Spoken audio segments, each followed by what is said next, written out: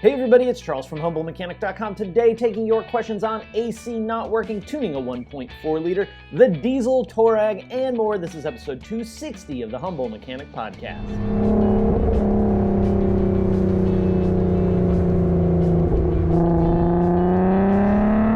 All right, back in action after a little bit of time off the Q&A. Remember, if you want to get a question on a show like this, email me, charles@humblemechanic.com. Put question for Charles in the subject line. Please ask your question first. Hey, Charles, I want to know this. Give me some space, then give me the details. That helps out so much when answering all the questions that I do every single day. And remember, there is an audio-only version of this show as well as many others available on iTunes, Stitcher, Google, and of course over at HumbleMechanic.com. All right, let's talk about the sponsor of the day, which is CRP Automotive.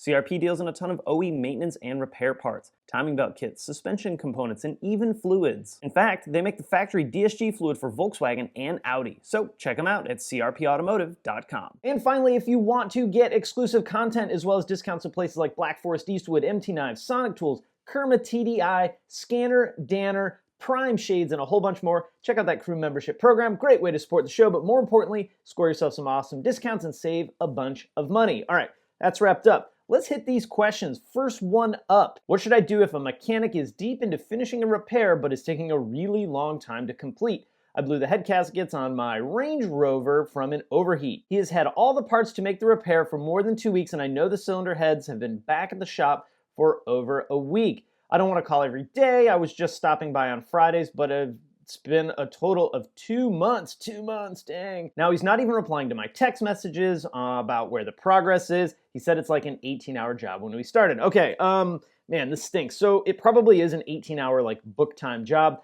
It doesn't mean it takes 18 hours. It could be less if he knows how to do it faster. Could take even longer depending on if they ran into any issues.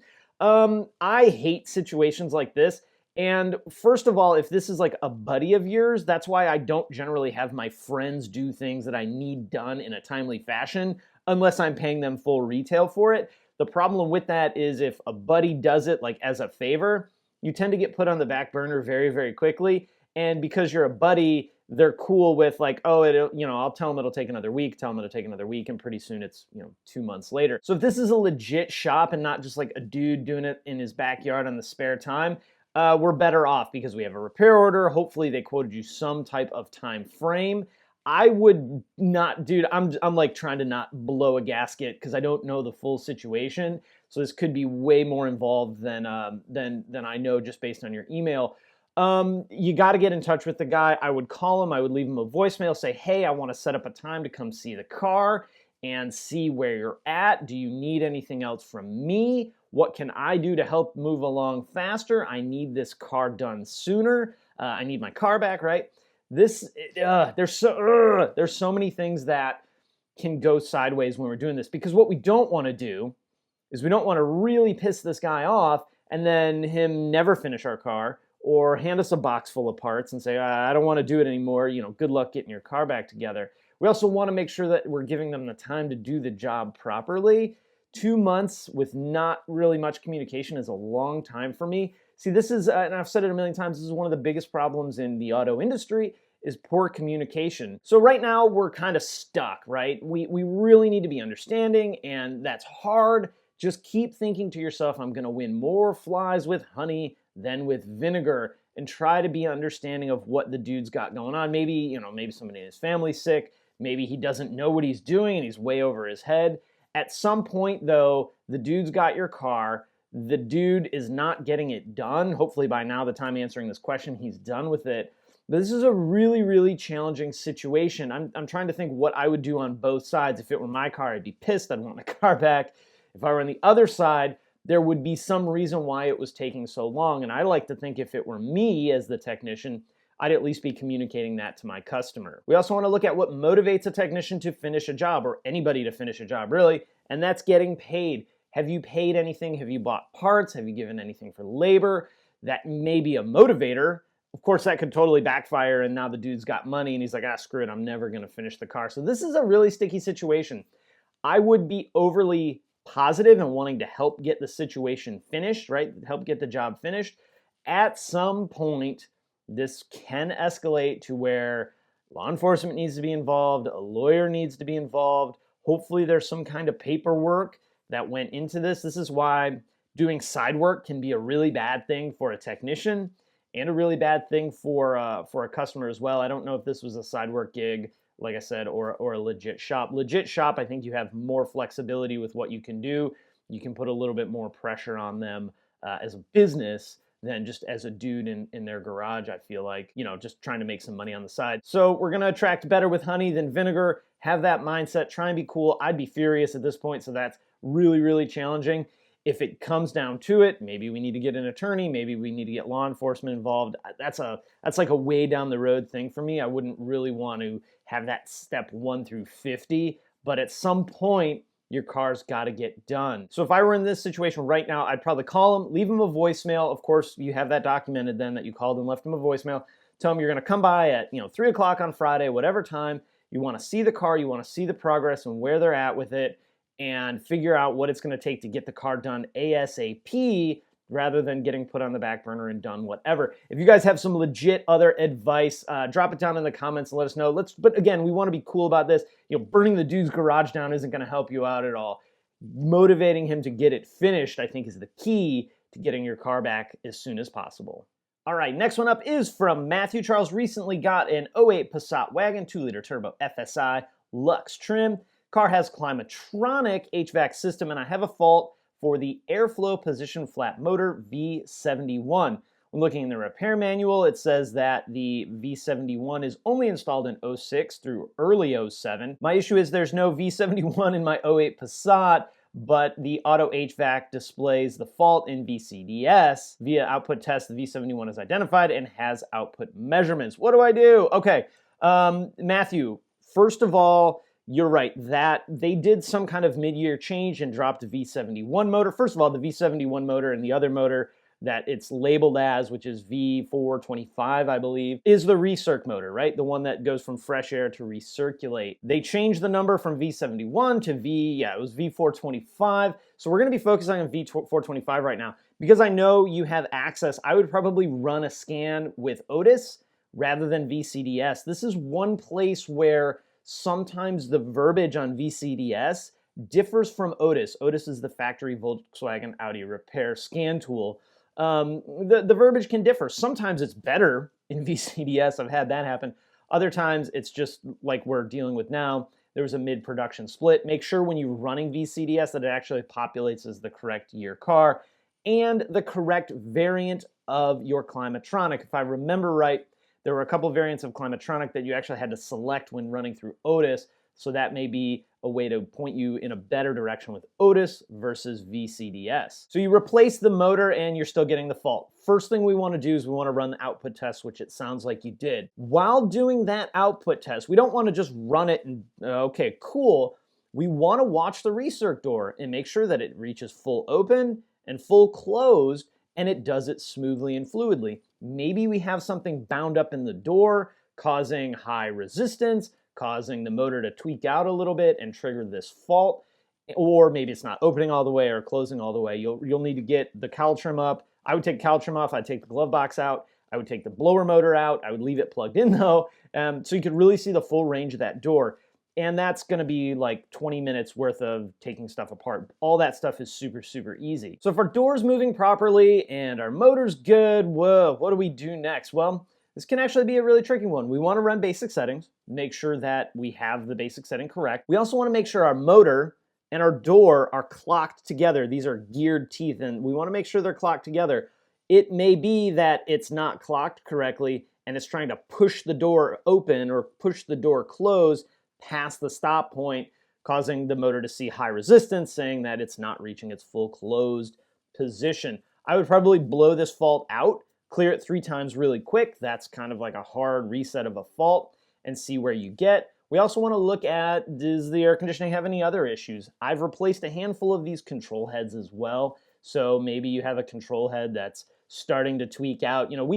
We could do a couple of things. We can get way deep and we can go to the point of breaking out the oscilloscope and looking at our readings and looking at our current ramping of that motor if you really want to. If you want to go down the path of pinpointing the exact problem, I think that's actually a really good thing. Here's what you're going to run into though. What's it supposed to be versus what it is. you're gonna need comparable numbers. You may or may not have access to that. I don't know anywhere in the VW repair manual where it gives you that information, but we can do that, and that's what a great exercise in practicing our diagnostic skills and learning something new on maybe how exactly these motors work, how they know the position, what they're doing.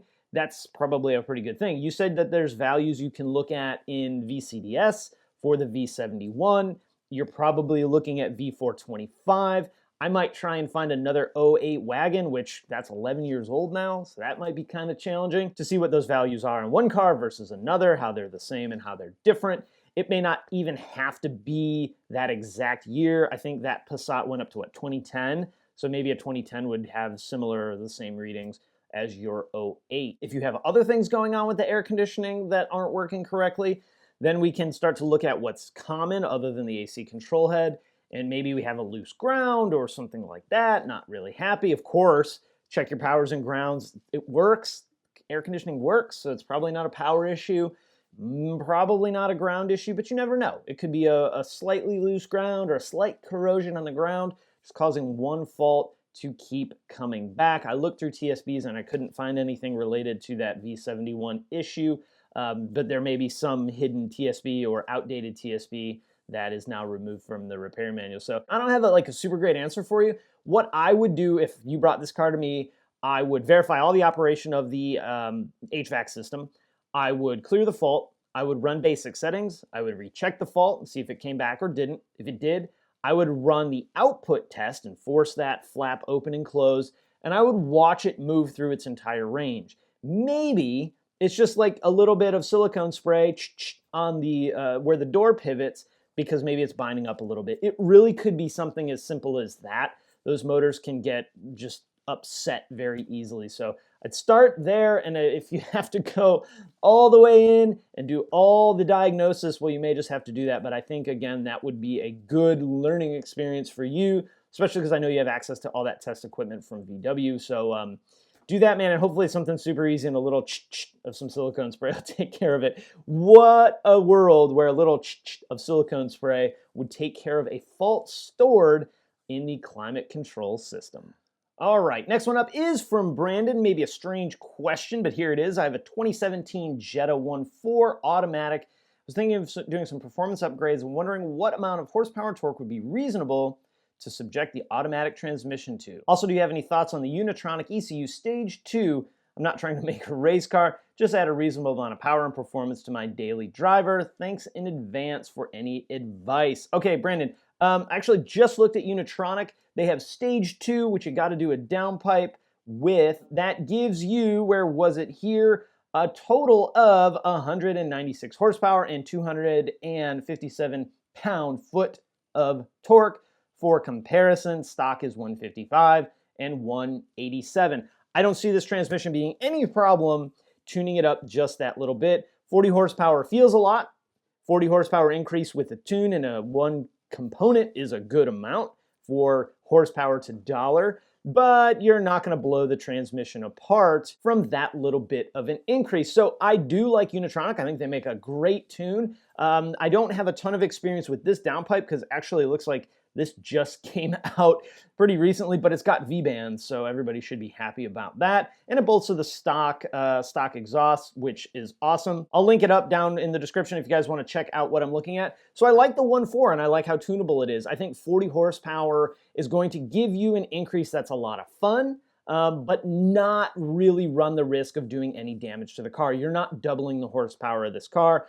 I'm going to guess that these transmission internals are probably used in other cars that do have more horsepower. That 1.4, while it's fun, it's not a high horsepower engine by any means. It's not a 2-liter turbo, right? It's a 1.4 turbo, but it's still good. It still gives you a good amount of fun. I don't know what they charge for it, but when you compare dollar per horsepower you get, it's probably a pretty good deal. Unitronic is not always the first ones to come out with a tune for an engine, but they usually do a really good job of having a solid tune that's trouble-free or very low trouble. You know, once we start tuning and messing with the factory software and adding components to the car, that's when we really do open ourselves up to have even more issues than the car may have had from the factory. Sometimes this stuff fixes problems that the car had from the factory, but every time we do something to our car, when we modify it, we open the door for more problems than we probably would have had if we just left it alone. I promise you that the VW engineers did more R&D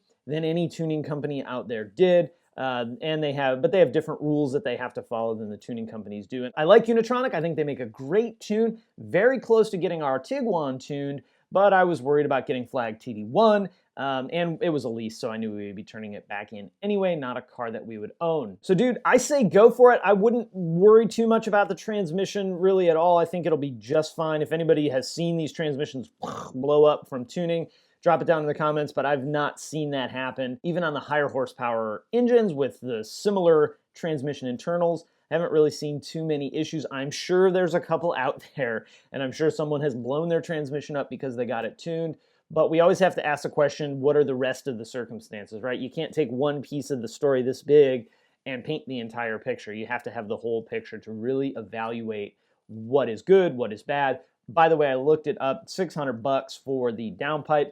Usually the tunes are about $600 to $700. Stage 2 might be a little more, a little less for Unitronic, but I think Unitronic's good, man. I'd go for it. I would not even hesitate at all from now. I would go right away to your local tuner and get that work done, or you can order it and do it yourself. Either way, actually doing it yourself is probably easy. Those downpipes are super simple to install. You can use my guide that I did on a 2-liter turbo. It's not going to be exactly the same, but it'll be pretty darn close, at least close enough to get you a good head start on installing that downpipe. And if you do the Uconnect tune, you can just do that yourself too. You don't even have to go to a shop anymore. How cool is that? What a world we live in. So Brandon, go get it done. And hey, do me a favor, after you do it, swing on back to the video, post in the comments, and let us know what you think and whether it was worth the money or not. Do you love it? Do you hate it? Either way, I'd love to know your feedback on it.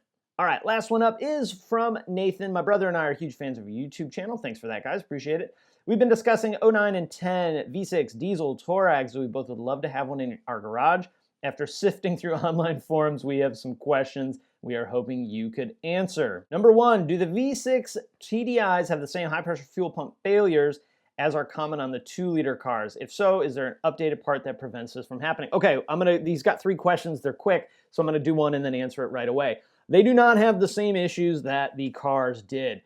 In fact, I think I've seen 2 diesel Touaregs need fuel systems where I've seen tons of cars need fuel systems. So big difference there. They are still pretty sensitive to fuel, so you want to make sure you're using good quality fuel and not putting gasoline in it, because that will cause a problem for you.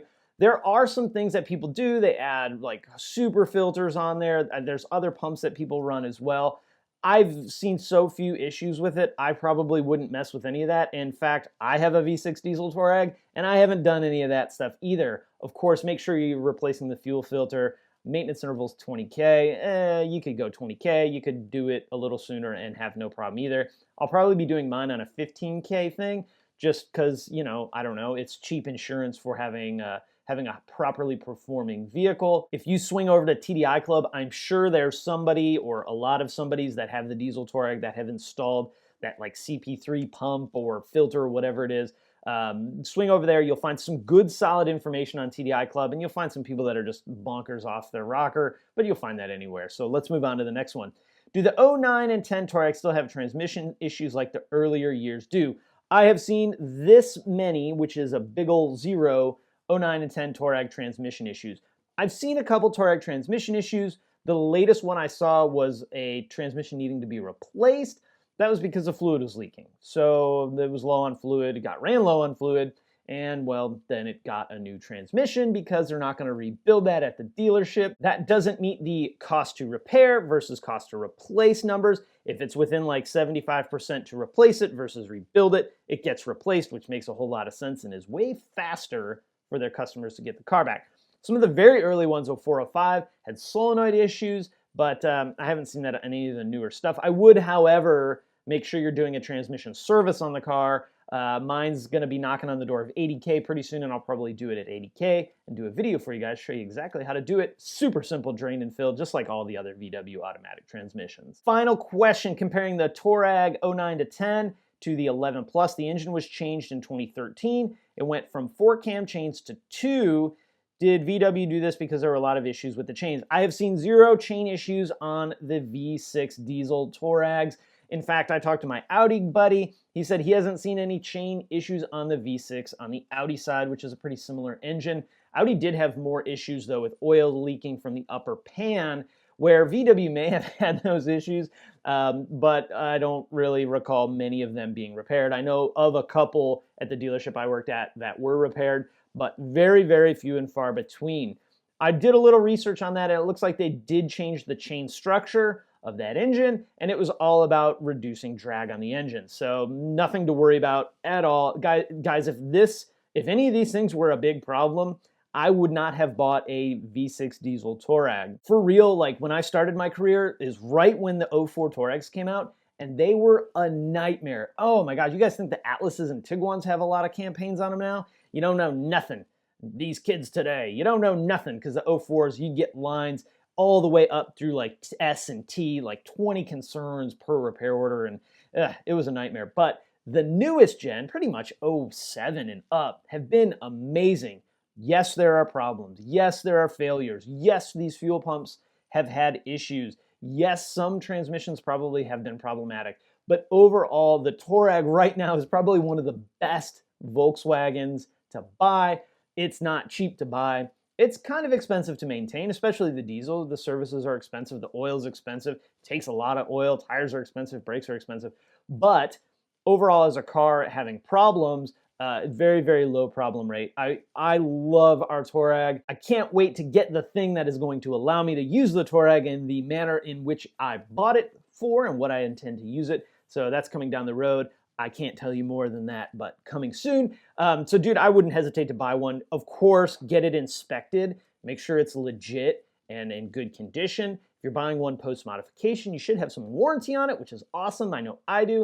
I'm really excited. That's why I actually have not done my Kerma TDI tuner just yet, but it's sitting here waiting for me just to do some maintenance on the car and make sure it's got a full shakedown, which we're knocking on the door of that. So hopefully that tune will be coming soon. This is supposed to be legit tune without having to delete the DPF and all that other stuff. So great question. When you get one, because I know you're going to get one, let me know, and I'd love to see a picture of it. All right, guys, I'm going to wrap it up there. Questions, comments, you know what to do. Like the video, hit that thumbs up button. Always appreciate that. Don't forget to subscribe. Thank you guys so much for watching. Thank you so much for listening, and I'll talk to you again next time.